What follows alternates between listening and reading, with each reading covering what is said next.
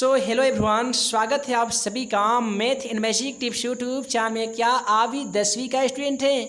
क्या आप भी एग्ज़ाम 2022 में सम्मिलित होने वाले हैं? तो आज का यह वीडियो आप सभी छात्र छात्राओं के लिए काफ़ी ही इम्पोर्टेंट होने वाला है, क्योंकि आज की इस वीडियो सीरीज में हम आप सभी को बताने जा रहे हैं सोशल साइंस अर्थात सामाजिक विज्ञान में बिहार बोर्ड के माध्यम से 2022 में होने वाले एग्ज़ाम पेपर किस प्रकार से पूछे जाएंगे, कितने सब्जेक्टिव क्वेश्चन पूछे जाएंगे और कितने ऑब्जेक्टिव क्वेश्चन पूछे जाएंगे। साथ ही इस वीडियो सीरीज में आप सभी ये भी जानने वाले हैं कि ऑब्जेक्टिव क्वेश्चन जो पूछे जाते हैं उनमें से कितने ऑब्जेक्टिव क्वेश्चन के जवाब आप सभी को OMR शीट में रखना पड़ता है। साथ ही जो सब्जेक्टिव क्वेश्चन पूछे जाते हैं उन सभी सब्जेक्टिव क्वेश्चनों में कितने क्वेश्चन के जवाब आप सभी को उत्तर पुस्तिकाओं में लिखना पड़ता है। जैसा कि आप सभी को मालूम होगा कि बिहार बोर्ड के माध्यम से जो 2021 का एग्ज़ाम पेपर लिया गया था उसमें लॉकडाउन की स्थिति तथा कोरोना वायरस की स्थिति को देखते हुए बिहार बोर्ड के अध्यक्ष आनंद किशोर ने ये घोषणा किए थे कि जितने भी 100 नंबर का एग्ज़ाम पेपर होता है उसमें पूरे 100 ऑब्जेक्टिव क्वेश्चन पूछे जाएंगे, जिनमें से केवल स्टूडेंट को 50 ऑब्जेक्टिव क्वेश्चन का जवाब OMR शीट में रखना पड़ा था। उसी प्रकार से जितने भी 27 क्वेश्चन पूछे गए थे 2 नंबर वाला, उसमें से केवल 15 प्रश्नों का ही उत्तर पुस्तिका में भरना था। तो उसी प्रकार से मैट्रिक एग्ज़ाम 2022 में भी सोशल साइंस के एग्ज़ाम पेपर में प्रश्न संख्या 1 से लेकर 80 तक के प्रत्येक प्रश्न के साथ साथ 4 विकल्प दिए जाएंगे, अर्थात 4 ऑप्शन दिए जाएंगे, जिनमें से केवल एक विकल्प सही होगा। आपके द्वारा चुने गए सही विकल्पों को OMR शीट में चिन्हित करना होगा, अर्थात इस प्रकार से रंगना होगा। ध्यान रहे, पूरे 80 प्रश्नों में से केवल 40 प्रश्नों का ही उत्तर आप सभी को OMR शीट में रंगना पड़ता है। अब यहाँ पे अगर पहला क्वेश्चन को देखिएगा ना तो आप पाएंगे कि दिया गया है तिनकठिया प्रणाली किन पर लागू की गई थी। पहला ऑप्शन में दिया गया है किसानों पर, ऑप्शन बी में दिया गया है श्रमिकों पर, ऑप्शन सी में दिया गया है व्यापारियों पर और ऑप्शन डी में दिया गया है उद्योगपतियों पर। ये चारों ऑप्शनों में कौन ऐसा ऑप्शन है जो आप सभी को सही जवाब लगता होगा? वीडियो के कमेंट बॉक्स में जाकर आप अपना आंसर लिखना बिल्कुल ना भूलिएगा। यहाँ पे जो मेन रीजन होता है स्टूडेंट को पूरे 40 क्वेश्चन को चयन करने का, बहुत सारे स्टूडेंट को लगता है कि अगर 1 से लेकर 80 तक क्वेश्चन दिए गए हैं तो क्या हमें लगातार 1 से लेकर 40 प्रश्नों का ही उत्तर देना है?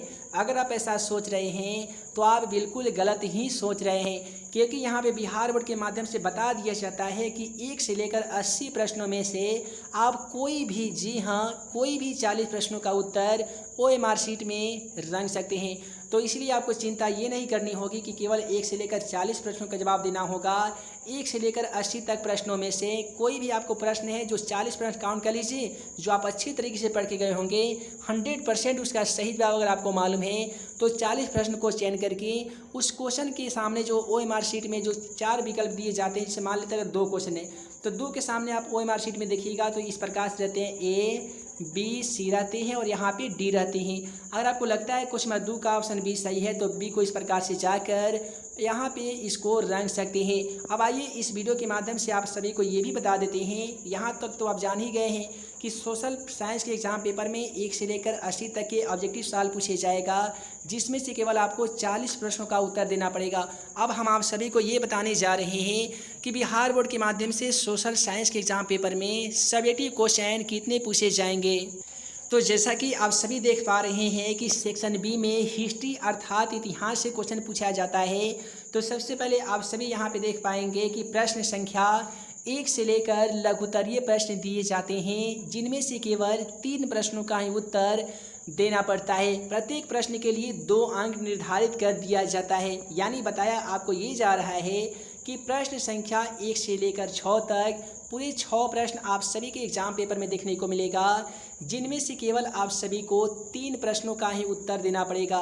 और ये सभी प्रश्न जो रहेंगे ना, ये 2 अंक वाले रहेंगे, यानी पूरे 3 क्वेश्चन का आंसर देने पे आप सभी को 6 अंक दे दिए जाते हैं। याद रहे, हिस्ट्री अर्थात इतिहास में पूरे 6 लघुत्तरीय प्रश्न पूछे जाएंगे, जिनमें से केवल 3 प्रश्नों का उत्तर देना है और प्रत्येक प्रश्न के लिए 2 अंक निर्धारित कर दिया गया है।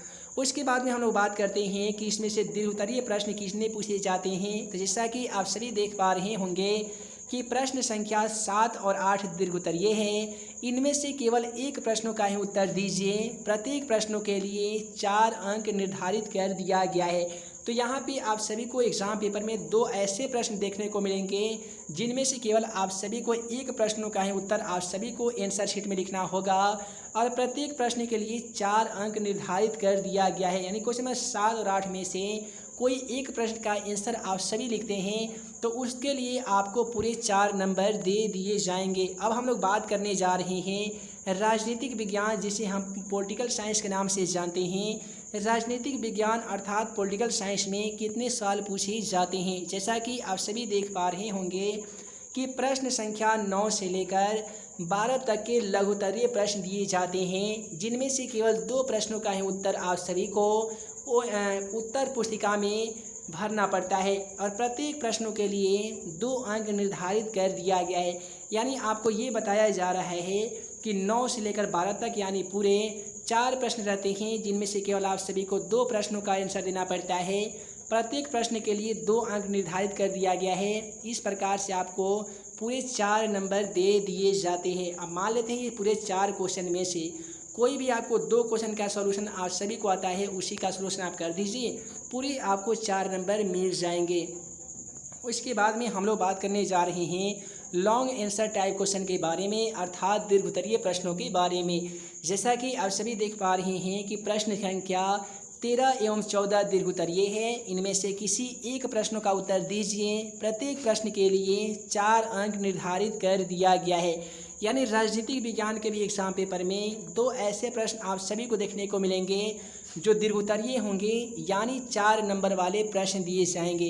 इन दोनों प्रश्नों में से कोई एक ऐसा प्रश्न है जो आपको आसान लगता हो, इसका सॉल्यूशन आप कर पाते हो, उसी क्वेश्चन का आंसर क्या करना है, आपको आंसर शीट में लिख देना है। और इस प्रकार से दोनों में से केवल एक प्रश्न का आंसर लिखने से आपको पूरे 4 नंबर दे दिया जाएगा। अब हम लोग बात करने जा रहे हैं इकोनॉमिक्स अर्थात अर्थशास्त्र के बारे में कि अर्थशास्त्र से कितने लघुत्तरीय प्रश्न पूछे जाते हैं। जैसा कि आप सभी देख पा रहे होंगे कि प्रश्न संख्या 15 से लेकर 18 तक के लघुत्तरीय प्रश्न हैं। इनमें से किन्हीं 2 प्रश्नों का उत्तर दीजिए। प्रत्येक प्रश्नों के लिए 4 अंक निर्धारित कर दिया गया है। यानी 15 से लेकर 18 तक पूरे 4 सवाल पूछे जाएंगे, जिनमें से केवल आप सभी को 2 प्रश्नों का उत्तर देना पड़ेगा और प्रत्येक जो प्रश्न होगा वो 2 नंबर का होगा। तो इस प्रकार से अर्थशास्त्र अर्थात इकोनॉमिक्स में 8 नंबर का, यहाँ से 4 नंबर का लघुत्तरीय प्रश्न पूछे जाते हैं। अब हम लोग बात करते हैं सब्जेक्टिव क्वेश्चन दीर्घोत्तरीय प्रश्नों के बारे में। तो प्रश्न संख्या 19 एवं 20 दीर्घोत्तरीय है। इनमें से किसी एक प्रश्न का उत्तर दीजिए। प्रत्येक प्रश्नों के लिए पूरे 4 अंक निर्धारित कर दिए गए हैं। यानी यहाँ पे भी आपसे 2 ऐसा सवाल पूछा जाता है अर्थशास्त्र से जो दीर्घोत्तरीय सवाल रहते हैं और दोनों में से केवल एक प्रश्न का ही उत्तर देना पड़ता है और वह जो प्रश्न होता है ना वो 4 मार्क्स यानी 4 नंबर का होता है। यानी दोनों प्रश्नों में से कोई एक प्रश्न का उत्तर आप दे देते हैं तो पूरे आपको अर्थशास्त्र के क्वेश्चन पेपर में 4 नंबर दे दिए जाते हैं। उसके बाद में हम लोग बात करने जा रहे हैं जियोग्राफी अर्थात भूगोल के बारे में। तो जैसा कि देख पा रहे होंगे कि प्रश्न संख्या 21 से लेकर 26 तक के लघुत्तरीय प्रश्न दिए जाते हैं, जिनमें से केवल 3 प्रश्नों का उत्तर देना पड़ता है और प्रत्येक जो प्रश्न होता है ना वो 2 अंक का होता है। यानी ज्योग्राफी के एग्जाम पेपर में पूरे 6 सवाल पूछे जाएंगे, जिनमें से केवल आप सभी को 3 प्रश्नों का उत्तर आंसर शीट में लिखना पड़ेगा और प्रत्येक जो प्रश्न होगा ना वो 2 नंबर का होगा। तो इस प्रकार से 3 दूनी 6 पूरे 6 नंबर का एग्जाम होगा लघुत्तरीय प्रश्न में भूगोल में। उसके बाद में हम लोग बात करते हैं ये जो दीर्घोत्तरीय प्रश्न होते हैं ज्योग्राफी में, ये कितने सवाल पूछे जाते हैं। जैसा कि आप सभी देख पा रहे हैं कि प्रश्न संख्या 27 एवं 28 दीर्घोत्तरीय है।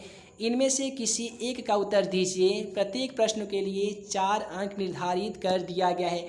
तो यहाँ पे देख लीजिए, यहाँ पे 27 में दिया गया है और 28 में 2 सवाल दिए गए हैं। अगर इन दोनों सवालों में से केवल आपको एक ही जवाब देना है, जिसका भी सॉल्यूशन आप सभी को आसान लगता हो या याद करके गए होंगे, उसी का सॉल्यूशन आंसर शीट के तौर पे कर दीजिए और इसके लिए आपको पूरे 4 नंबर दे दिया जाता है। उसके बाद में हम लोग बात करते हैं सोशल साइंस का अंतिम बुक, जिसका नाम है डिजास्टर मैनेजमेंट, जिसे आप सभी स्टूडेंट आपदा प्रबंधन के नाम से जानते हैं। आप सभी को मालूम होगा कि आपदा प्रबंधन में से भी पूरे 6 नंबर का क्वेश्चन पूछा जाता है। यहाँ पे भी पूछ लिया जाता है कि प्रश्न संख्या 29 से लेकर 32 तक के लघु उत्तरीय प्रश्न हैं, जिनमें से केवल 2 प्रश्नों का उत्तर दीजिए। प्रत्येक प्रश्नों के लिए 2 अंक निर्धारित कर दिया गया है। यानी एग्ज़ाम के पेपर में आप सभी से पूरे 8 नहीं बल्कि 4 सवाल पूछे जाएंगे डिजास्टर मैनेजमेंट से रिलेटेड, जिनमें से केवल आप सभी को 2 प्रश्नों का उत्तर देना पड़ेगा और प्रत्येक प्रश्न के लिए 2 अंक निर्धारित कर दिया गया है। यानी पूरे 2 दूनी 4 नंबर आप सभी को दे दिए जाएंगे ये लघु उत्तरीय प्रश्न में डिजास्टर मैनेजमेंट में। अब हम लोग बात करते हैं इसमें सब्जेक्टिव क्वेश्चन की। तो यहाँ पे देख लीजिए कि जब देखिए यहाँ पे पूरे 4 नंबर का है इस बार, इसलिए दिया गया। देखिए सब्जेक्टिव क्वेश्चन में केवल 4 नंबर का क्वेश्चन दिया गया है और 2 जो नंबर बच रहे हैं 6 नंबर पूरा करने में, ये जो 2 नंबर होते हैं ये ऑब्जेक्टिव के तौर पे ऑब्जेक्टिव क्वेश्चन में डिजास्टर मैनेजमेंट से सवाल पूछ लिए जाते हैं। तो इस प्रकार से आज की इस वीडियो में आपने जाना कि मैट्रिक एग्ज़ाम 2022 में किस प्रकार से एग्ज़ाम पैटर्न रहेंगे। आप चाहते हैं मैट्रिक एग्ज़ाम 2022 की बेहतर से बेहतर तैयारी करना, तो चैनल को सब्सक्राइब करने के साथ साथ मैथ एंड मैजिक टिप्स का ऑफिशियली मोबाइल एप्लीकेशन को इंस्टॉल कीजिए और वहां से भी आप जाके बेहतर से बेहतर तैयारी कर सकते हैं। साथ ही हमारा वेबसाइट questionforexam.com पे जाके आप अपना ऑनलाइन टेस्ट देकर आप अपने तैयारी का लेवल स्वयं चेक कर सकते हैं। तो है दोस्तों, मैं मुकीम अंसारी जल्द मिलूंगा अगले वीडियो में नए वीवीआई क्वेश्चन के साथ। तब तक के लिए वीडियो देखने के लिए बहुत बहुत धन्यवाद।